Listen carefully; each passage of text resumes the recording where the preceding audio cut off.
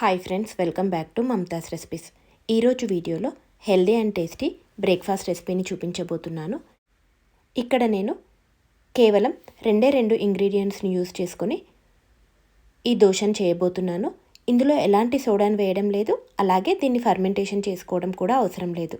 మరి ఆలస్యం చేయకుండా ఇప్పుడు ఎలా చేసుకోవాలో చూద్దాము. ముందుగా ఒక బౌల్లోకి 1 కప్పు శనగల్ని తీసుకోండి. అలాగే ఇందులోనే 1 కప్పు బియ్యాన్ని కూడా వేసుకోండి.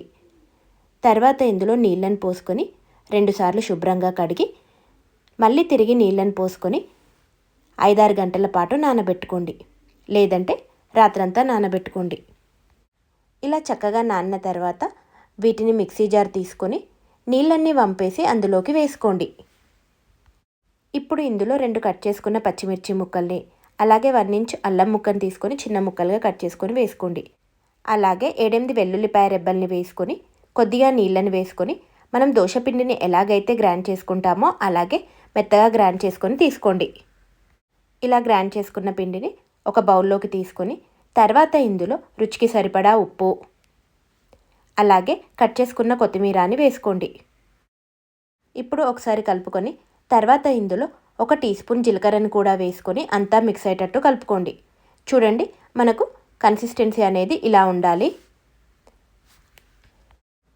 దోశ వేసుకోవడానికి బ్యాటర్ రెడీ అయిపోయింది. ఇప్పుడు స్టవ్ ఆన్ చేసుకొని దోశ పెనాన్ని పెట్టుకొని కొద్దిగా వేడెక్కిన తర్వాత కొద్దిగా పిండిని తీసుకొని దోశని వేసుకోండి.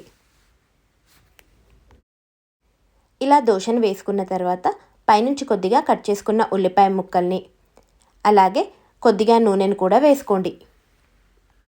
అలాగే కట్ చేసుకున్న పచ్చిమిర్చి ముక్కల్ని కూడా వేసుకొని దోశ ఒకవైపు కాలిన తర్వాత మరొక వైపుకు టర్న్ చేసుకొని ఇలా 2 వైపులా చక్కగా కాలిన తర్వాత ప్లేట్లోకి తీసుకొని సర్వ్ చేసుకోండి.